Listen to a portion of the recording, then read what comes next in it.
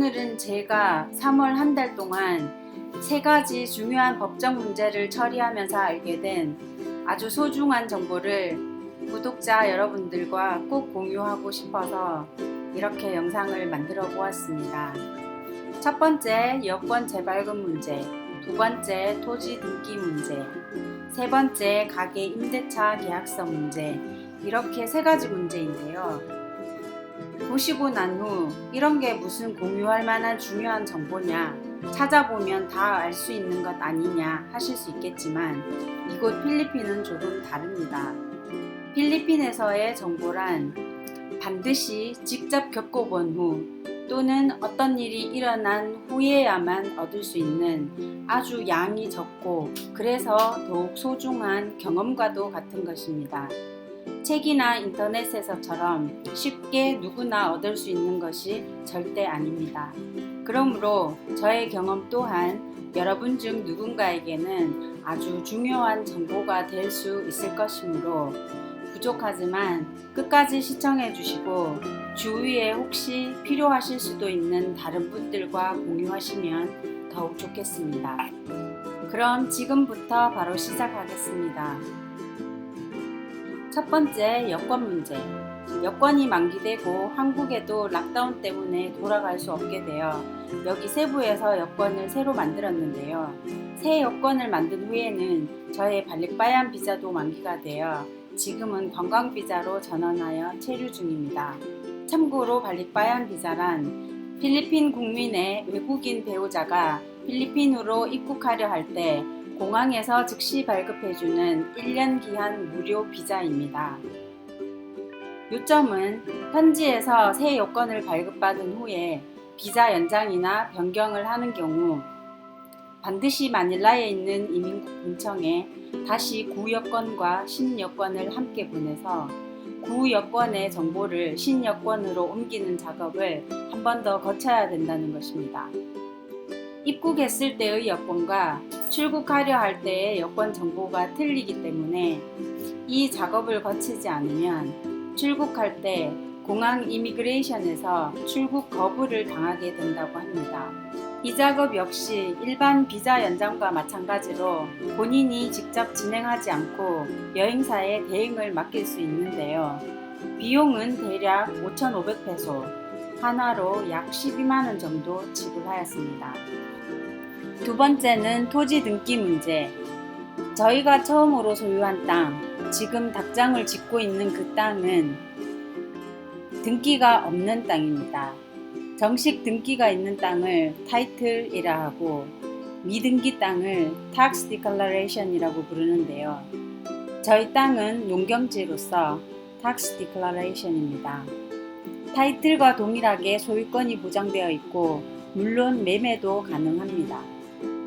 이 Tax Declaration은 원래 국가 소유였던 사람이 살 수 없었던 땅에 자연적으로 사람들이 정착하여 살기 시작하면서 그 땅을 스스로 일구고 가꾸어낸 후 국가의 소유권을 요구하여 취득한 것이므로 만약 수년간 세금을 제대로 내지 않거나 땅을 그대로 방치하게 되면 국가에서 언제든지 몰수해 갈 수도 있다는 것이 크게 다른 점입니다.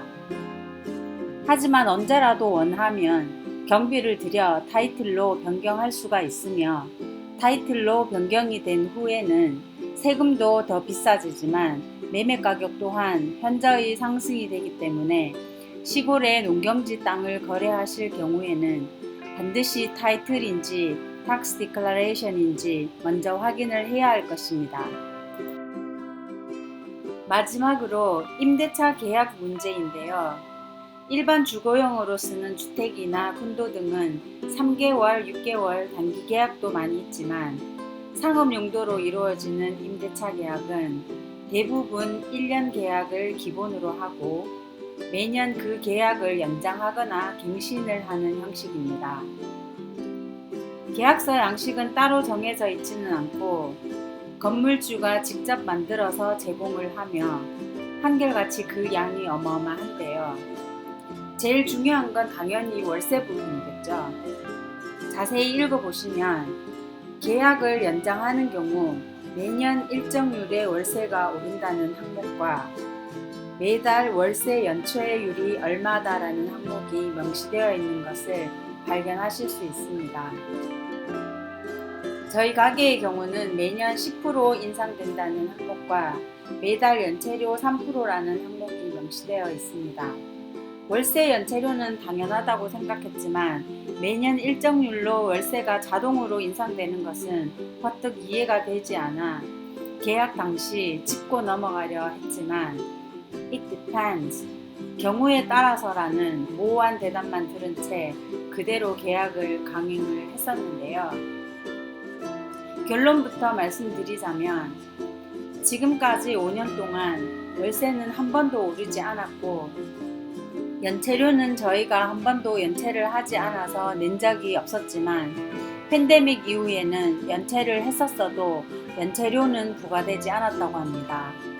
즉, 그 항목은 모든 계약서에 필수 항목으로 포함되어 있지만 실제로는 It depends가 맞았습니다.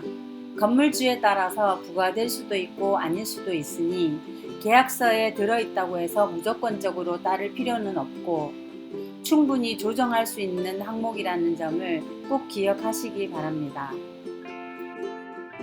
우리 한국 사람들이 필리핀에서 법적인 문제로 시비에 휘말리는 일은 어렵지 않게 듣거나 알 수 있는데요.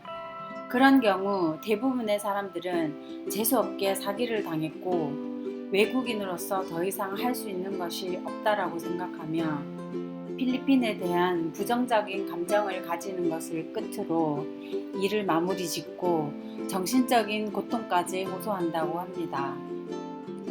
그런 상황이 계속되는 원인에 대해서 조금 더 살펴보자면 가장 큰 원인으로 정확하고 올바른 정보의 부재를 들 수 있습니다.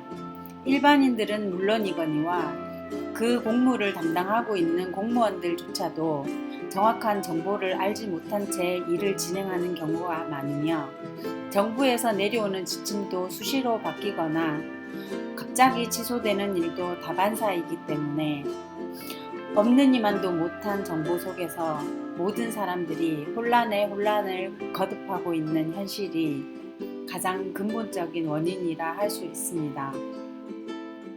하지만 그런 혼란 속에서도 어렵게 적응해가며 생존하는 사람들이 있기 마련인데 문제는 그들의 혼란이 또 고스란히 그들이 상대하는 외국인, 즉 필리핀 언어를 사용하지 않고 현지 상황에 어두운 사람들에게 고스란히 전달이 되는 악순환이 계속되면서 외국인들이 겪는 피해의 사례는 끊이지 않고 있는 것 같습니다.